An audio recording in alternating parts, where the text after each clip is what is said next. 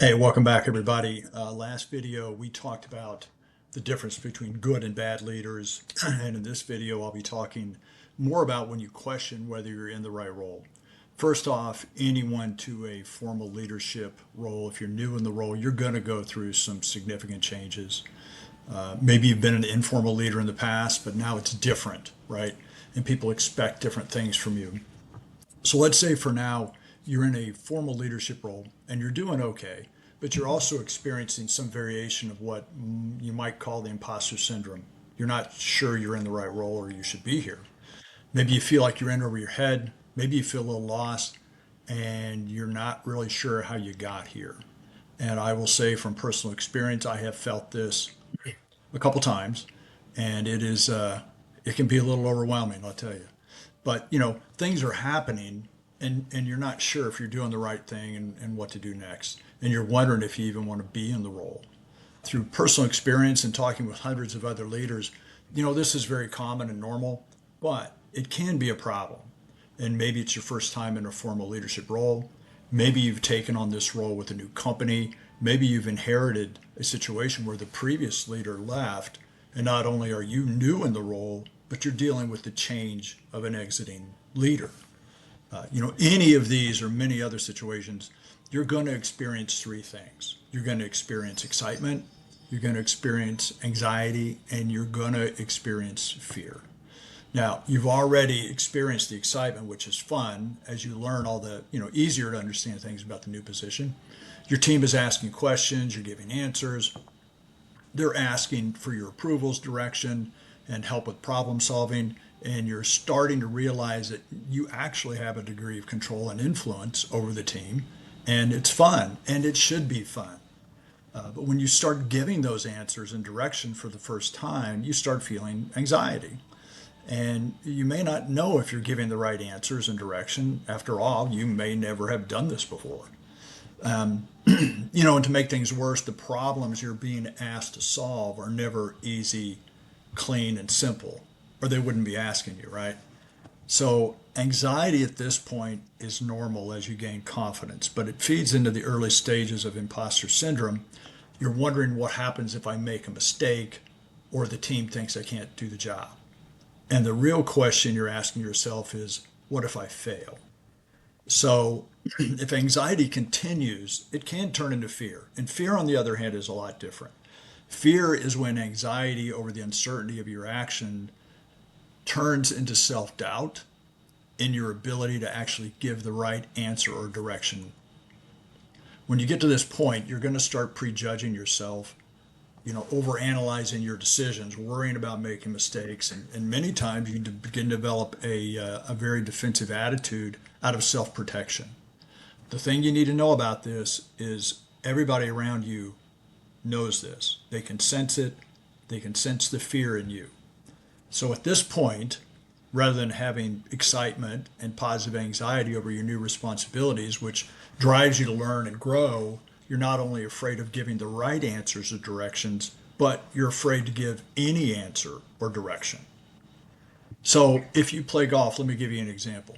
So remember a time when maybe you're playing a tournament, maybe it's kind of a big deal, right? And you're walking up to the first tee box, your group's walking up there, and of course, on the first shot, you got to hit it over, 180 yards of water. There's a crowd around because there's other teams, other people, maybe there's 20, 30 people milling around. It's quiet, and there's pressure on you to hit a good shot. And maybe you haven't played that much, and maybe this kind of pressure is new to you. And it's kind of like being the new leader, right?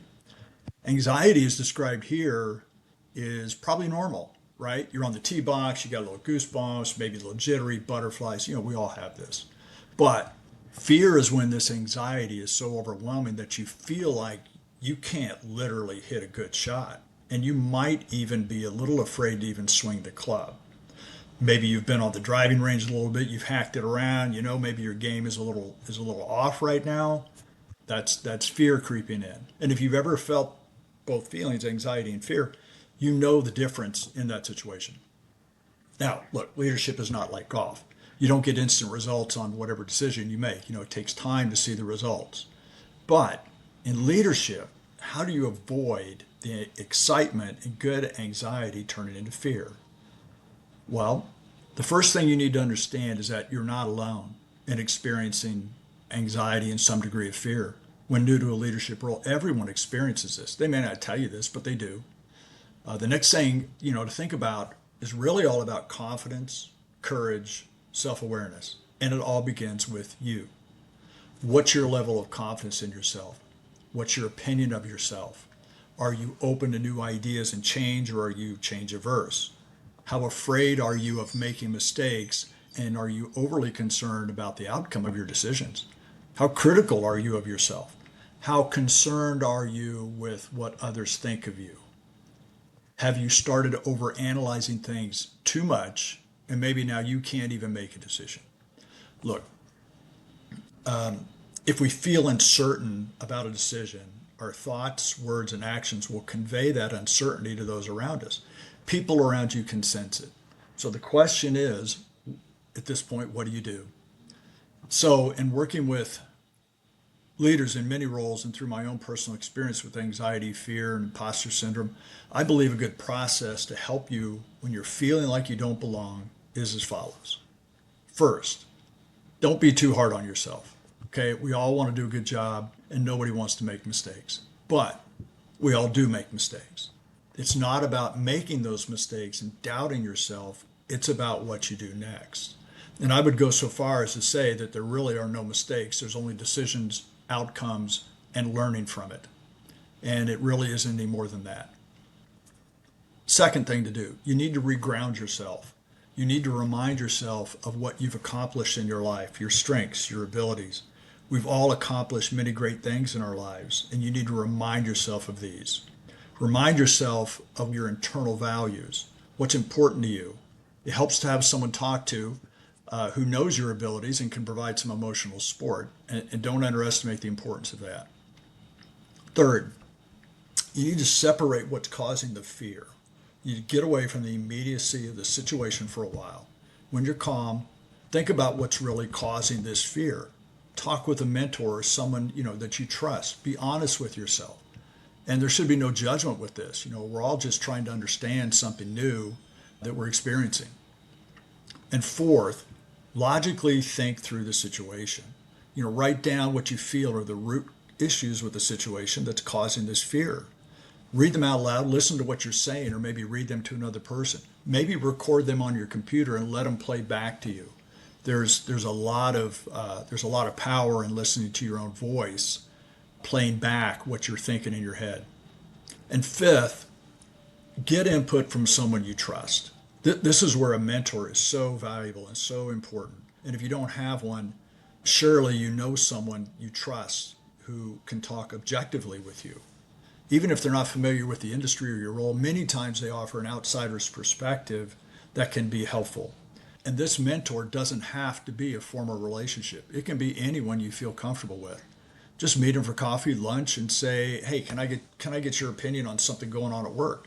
That's all you have to do to get started. Most people are more than willing, that know you and trust you, they're more than willing to talk objectively with you. And once you've processed all this, think again about the situation that's causing you this fear. Is it really something so bad, so complicated that you can't understand it or figure it out?